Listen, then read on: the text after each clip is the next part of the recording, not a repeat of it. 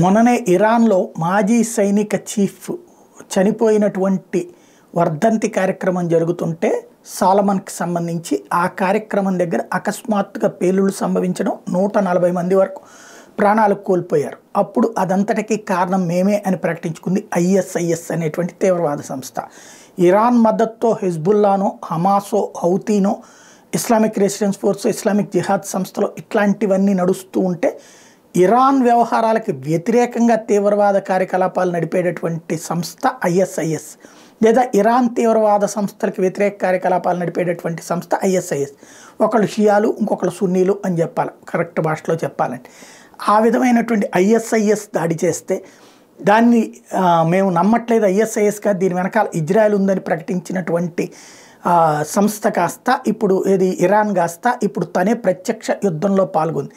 ఎట్లాగా అంటే ఇరాన్కి సంబంధించినటువంటి ఫోర్స్ ఏదైతే ఐఆర్జీస్, ఇరాన్ రెవల్యూషనరీ గార్డ్స్, తాజాగా మొసాద్, ఐఎస్ఐఎస్కి సంబంధించినటువంటి కేంద్రాలు. మొసాద్ అంటే ఎవరికి అంటే ఇరాక్లో మొసాద్ కార్యాలయం ఉంది. ఇజ్రాయెల్కి సంబంధించినటువంటి గూఢచర్య కార్యాలయం ఇరాక్లో ఉంది మొసాద్. దాని మీదన అట్లాగే అక్కడే ఉన్నటువంటి ఐఎస్ఐఎస్కి సంబంధించినటువంటి కేంద్రాల మీదన కూడా దాడులు చేసింది. ఇరాక్లో ఉన్నాయి. ఇవన్నీ కూడా బాలిస్టిక్ మిస్సైల్స్తో పెద్ద ఎత్తున దాడులకు పాల్పడింది.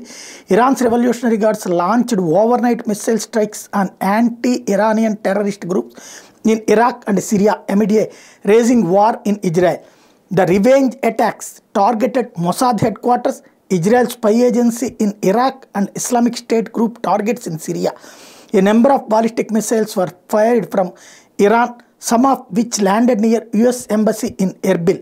The attacks came after twin bombings in Kerman near General Qassem Soleimani's tomb, for which the ISIS claimed responsibility, and the killing of IRGC commander in an Israeli airstrike. The US slammed Iranian attacks as reckless. అడ్డదిడ్డంగా చేస్తుంది Iran అని America ఆగ్రహం వ్యక్తం చేసింది. వెళ్ళి సిరియాలో ఉన్నటువంటి ISIS స్థావరాలని, ఇరాక్లో ఉన్నటువంటి ఏదైతే మొసాద్ హెడ్ క్వార్టర్స్ మీద దాడులకు పాల్పడింది. అట్లాగే అమెరికాకి కూడా దాదాపుగా దగ్గరకు వచ్చింది. అంటే ఇరాన్ ప్రత్యక్ష యుద్ధంలో పార్టిసిపేట్ చేయడం ప్రారంభించింది. ఎక్కడి దాకా వెళ్తుందో చూడాలి.